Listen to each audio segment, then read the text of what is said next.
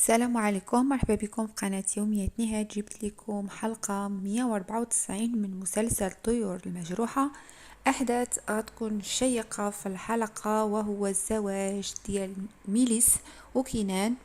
مريم غادي تكون مصدومة، لكن تامر هو اللي غادي يمنع الزواج ديالهم، لأنه اكتشف الحقيقة كاملة وعرف أن ميليس كانت كتنصفخ الكينان.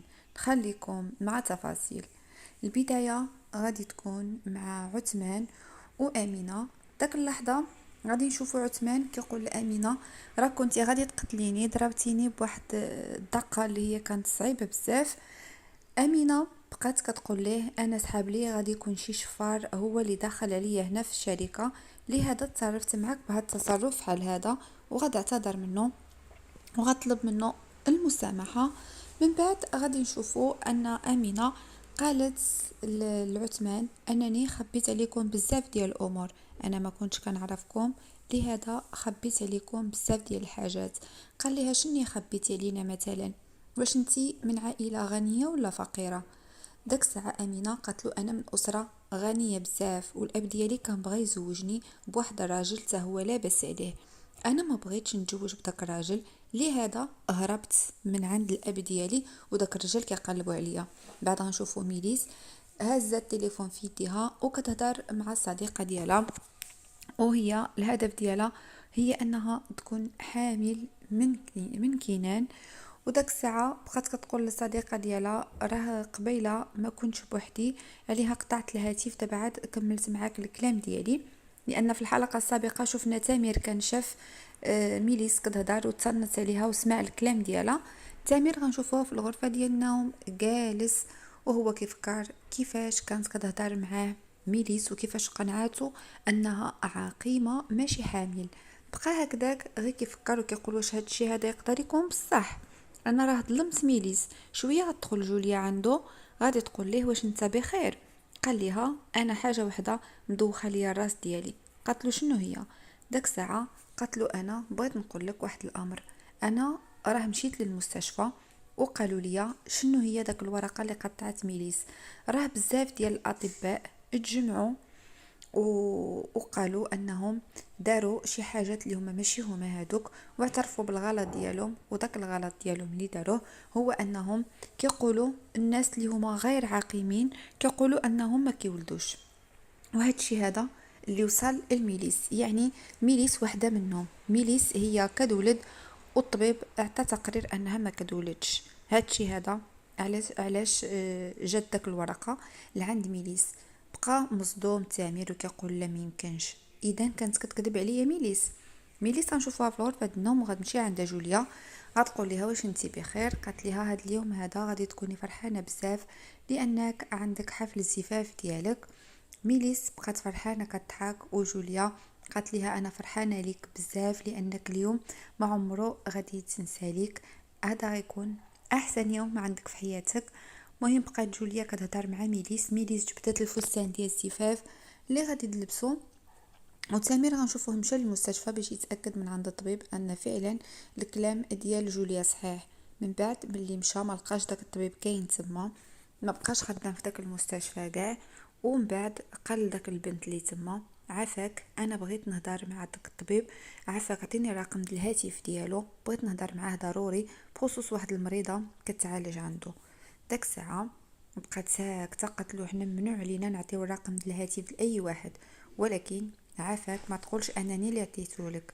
صافي داك الساعه غادي توصي تامر، وتامر غيشد داك الرقم باش غيتصل بداك الطبيب يهضر معاه. من بعد المهم تامر وعد داك المراه انه ما غاديش يقول حتى حاجه للطبيب. ومن بعد غيتصل تامر بداك الطبيب، لكن الطبيب ما غاديش يجاوبه. غادي يقول له: انا من العائله ديال ميليس. غيقطع عليه داك الطبيب الهاتف، لان الطبيب وصاتو اكدت عليه ميليس الا مشى قال شي حاجه غادي تكون النهايه ديالو. اضطر باش يبقى ساكت ما يقول حتى شي حاجه. من بعد غادي ننتقلوا نشوفوا عائشه هي وجميل جالسين بعد ما اتصل به عثمان وقال له ان امينه بخير، الحاله ديالها بخير. صافي قال لها انا خصني نمشي. ومن بعد سمير هو اللي كان معيط عليه كذلك، غادي يهضر معاه وغادي يقول له بغيت واحد الطبيب يجيب لي العنوان ديالو فين كاين. تما غادي يقول جميل لعائشة ضروري خصني نمشي لان تامر محتاج ليا وعنده الغرض في واحد الطبيب خصو نجيب ليه العنوان ديالو. غادي نمشي دابا باش نقلب له على داك العنوان ديال داك الطبيب. داك الساعة عائشة كانت بغات يبقى معاها جميل، لكن ما لقات كيف دير لان كاين العرس ديال ميليس وكنان وضروري جميل خصو يكون مع كنان في جنبو لانه الصديق ديالو المقرب. وقال لها انت واش ما غاديش تكوني في العرس؟ قالت له لا ما يمكنليش نكون لان عائشة غادي تكون حزينة وما نقدرش نشوفها وهي في داك الحالة كتألم. داك الساعة جميل قال لها انا غادي نمشي دابا نشوف تامر شنو الحاجه اللي بغاها وغادي نشوف له العنوان ديال الطبيب. ومن بعد داك الساعه نشوف كيفاش ندير تيدوز هاد اليوم هذا. وقال لها كذلك انا غتبقى في عائشه لان عفوا غتبقى فيا مريم لان مريم حتى هي غادي تكون في واحد الحاله اللي هي صعيبه، خصوصا انها غادي تشوف كينان وهو غادي يتزوج وطبعا هما كيبغيو بعضياتهم. هذا احساس غيكون خايب بزاف. صافي داك الساعه نشوفوا ان جميل فعلا هو كيعرف داك الطبيب وغادي يمشي باش يعطي العنوان ديالو لتامر. من بعد غنشوفوا تامر جالس حدا الباب ديال المستشفى كيستنى المكالمه ديال جميل غيتصل به وغادي يقول له ها العنوان ديال الطبيب. غيفرح بزاف تامر وغادي يقول له شكرا لك. ومن بعد غنشوفوا ان تامر غادي يمشي للمكان فين كاين الطبيب. اما بالنسبه للسيده سميه قد وجدت الفستان اللي غادي تكون به في الزفاف وقالت لمريم اجي عاوني شوف معايا الفستان المناسب اللي غنلبسو عليا في هذا اليوم. داك الساعه مريم خاصك تختار معاها الفستان اللي غادي يكون مناسب ليها. السيده سميه غادي تجبد واحد الهديه في واحد البواطه وغتقول لها هاد الهديه اعطيها انتي لكينان، اعطيها ليه هديه بمناسبه زواج ديالو هو وميليس. مريم ما عجباش الحال ولكن شداتها من عندها. اما امينه فغتصل بالصديقه ديالها وغتقول لها بغيت نهضر معاك ضروري، بغيت واحد المبلغ ديال المال ضروري يجيبه ليا. وغتقول لها غادي نتلاقى معاك في واحد المكان مهم. عثمان جا وما عرفش بالضبط المكان اللي غتلاقى فيه امينه بالصديقه ديالها. من بعد قال لها فين غادي نمشي واش ماشي لشي مكان؟ قالت له لا انا غير كنت كنهضر مع الصديقه ديالي. قال لها ياك ما كتفكري تهربي؟ قالت ليه لا ما كنفكرش في الهروب.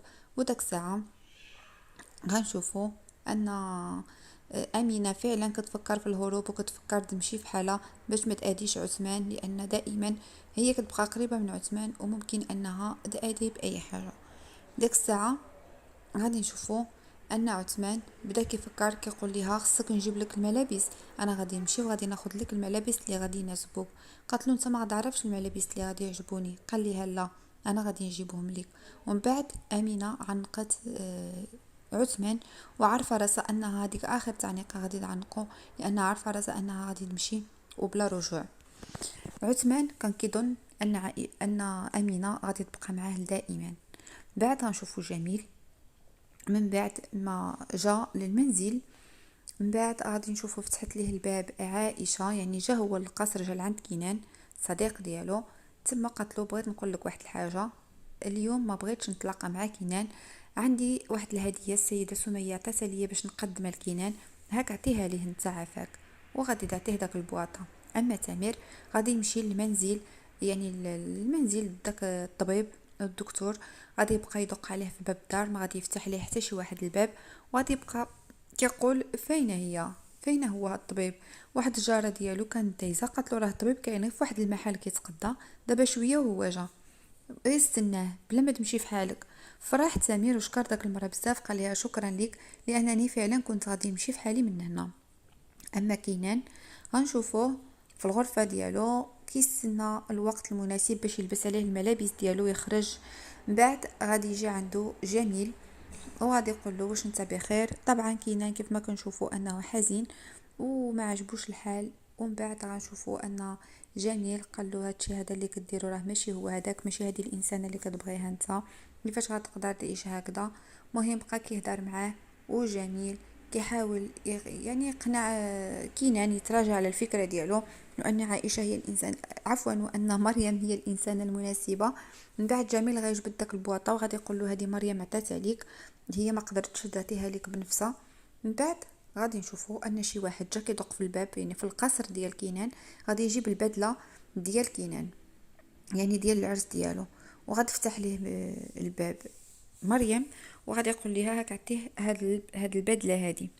داك الساعه قالت له انا ما يمكنليش ناخذها منك، اعطيها لشي حد، شي شخص اخر. قالت له الا دخل انت عطي له هاد البدله. قال لها لا، انا قالوا لي اللي جا اعطيه هاد البدله شكون ما كان، يعني اي واحد فتح لك الباب. من بعد غادي نشوفو تامر تلاقى داك الطبيب وشافو هكداك ماشي في الشارع وفرح بزاف. قال له انا من العائله ديال ميليس اللي كنتي درتي ليها عمليه، كانت طرات ليها حادثه وهي ولات عقيمه. دابا بغيت نتاكد من داك التقرير واش بصح ولا لا. داك يقول له انا الضمير ديالي بقى كيأنبني، عافاك ما تقول لي الحقيقه. داك الساعه بقى هكداك داك الطبيب كيقول له بعد مني، انا ما بغيتش نهضر معاك، غير سير في حالك. ولكن لان الطبيب كان خايف على راسو، ولكن تامر بقى مصر كيقول له قل لي شنو كاين، انا بغيت نعرف الحقيقه. عافاك لان السيده ميليس عندها العرس اليوم، بغيت نعرف شنو واقع. مهم بقى هكذاك مصر، وداك الطبيب بقى كيفكر وقال صافي انا غادي نقول اللي كاين. والطبيب فعلا قال لتامر ان ميليس ماشي عقيمه، وانها كدولاد وهي اللي طلبت مني هاد الشهاده في داك اليوم د الحادثه، وانا ما قدرتش نقول لها حتى شي حاجه، ما قدرتش نقول لا. صافي وافقت ودرت داك التقرير على اساس انها ما كدولدش. وفي هاد الوقت هذا يعني هاد الشيء هذا هو اللي كاين. وداك الطبيب بدا كيقول هكذاك لتامر، وتامر فرح ملي عرف الحقيقه. اما امينه فغتكتب واحد الرساله لعثمان وغتخليها له تما على داك المكتب، غتقول له انها ماشيه في حالها وما غاديش ترجع. تامر غادي نشوفوه صافي يعني تفرق مع داك الطبيب مشى في حاله، وتامر فرح وبقى كيضحك غير بوحدو كيقول صافي واخيرا هادشي هذا اللي كنت بغيت. هو اخيرا صافي غيتصل بجوليا وغادي يقول لها واش داروا العرس ولا مازال. قالت ليه المأذون مازال ما جا، ولكن انت فينك. قال لها انا تاكدت راه داكشي هذاك بصح، ميليس كانت غير كاذبه، ما كاين والو من داكشي هذاك، وانا غادي نجي باش الامور كامله غادي تبين. جوليا فرحات وبدات غير كتضحك، عاجبها الحال، فرحانه بزاف، وبدات كتشوف وجهها في المرآة وكتقول صافي هادشي هذا اللي بغيت. مريم بقات غير كتشوف كينان وقالت له انا جبت لك البدله ديال الزفاف ديالك. مريم قالت له انا ما بغيتش نجيب لك هاد البدله هادي، يعني الكوستيم ديالو ديال حفل الزفاف، ولكن قالت له كنت مضطره باش نجيبها لان داك السيد ما بغاش يجيب لك داك الكوستيم، بغاش يدخلوا لك هو بيديه، عطاه ليا غير في الباب، وانا كنت اسف لانني جبت لك في هذا اليوم هذا هاد الكوستيم هذا ما كانش عليا نجي ولا نبان. وداك الساعه غادي نشوفو بلي مريم بقات هكذا غير مصدومه، وقال ليها كينان سمح لي بزاف، سمح لي على اي حاجه طرات بيناتنا. المهم اعتذر لها، ومريم قبلت الاعتذار ديالو، قالت له ماشي مشكل، وبدا يعني صافي دعت معاه بالتيسير وخرجت في حالها. ميليس داخله عندهم ولقات مريم كانت مع كينان، بقات كتشوف فيها. ومن بعد غنشوفوا ان ميليس قالت لكينان كيف جاك الفستان ديال الزفاف، وكتبتسم معاه. كينان مسكين غير حزين بزاف ومصدوم، وقالت له انا راه كومونديت لك على هذا الكوستيم باش يجيك في هذا اليوم هذا تلبسه. قال لي انا ما بغيت حتى شي حاجه، انا قلت لك غنلبس اي حاجه من الحوايج ديالي، علاش درتي هكذا، علاش تصرفتي هكذا. المهم بقى هكذا كيهضر معاها، وميليس كتبان لينا انها فرحانه لانها قادره توصل للاهداف ديالها.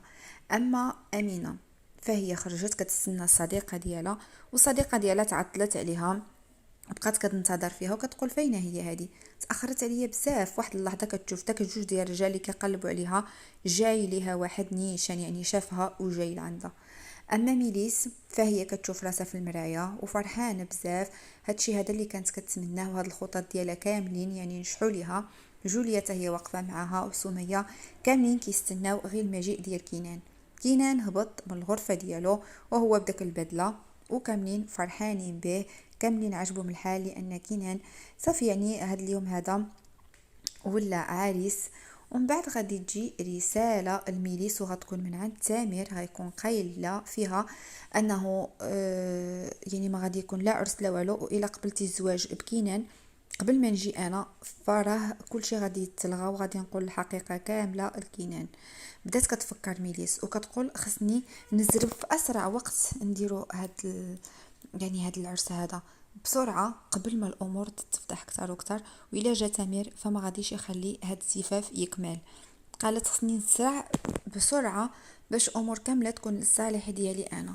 المهم هي بقات كتهضر بداك الطريقه، وقالت لهم صافي يلاه اش غادي نزيدو نستناو المأذون او داك العدول غادي يجي وغادي يقول لهم صافي انا راه عندي واحد العرس اخر خصني نمشي ليه، عافاكم سربيو دغيا باش نقضيو هاد الامور هادي. فعلا داكشي اللي غادي يدير. ميليس فرحت بزاف لانها خصها تزرب دغيا قبل ما يجي تامر. ولكن سمية قالت لهم تيجي الابن ديالي تامر، قال ليها داك الراجل انا راه عندي الشغل بزاف وخصني نمشي، ما يمكنليش نبقى نستنى كل واحد بوحدو. مريم كانت هابطه من الدروج وما قدرتش توصل عند كينان، بقات غير كتبكي وكتشوف من البعيد لانها كتألم وقلب ديالها كتحس به انه كيتقطع وما قادة دير حتى شي حاجه، غير كتشوف بعينيها. اما كينان غادي يسولو المأذون غادي يقول له واش صافي موافق باش تتزوج بالانسه ميليس، غادي يقول له انا موافق. وبقى كيشوف مريم، ومريم تما جات صدمه كبيره ملي كينان وافق على الزواج من ميليس. يعني صافي كلشي انتهى، كلشي انتهى. داك المأذون غادي يسول ميليس واش انتي قابله تزوجي بكينان. داك اللحظه غيسمعوا الطق في الباب، وجوليا مشات تفتح الباب وكان تامر هو اللي جا. قال له واش تزوجوا ولا مازال؟ قالت له مازال، جيتي في الوقت المناسب. جوليا فرحت بزاف وتامر دخل كيجري وبقى واقف كيشوف في ميليس. والمأذون كيسوله واش انتي قابله تزوجي بتامر، عفوا انتي قابله تزوجي بكينان. تامر بقى واقف كيشوف فيها وكيبتسم، يعني الا قالت اييه او موافقه يعني كل شيء غادي يفضح الامور تما حدا العائله.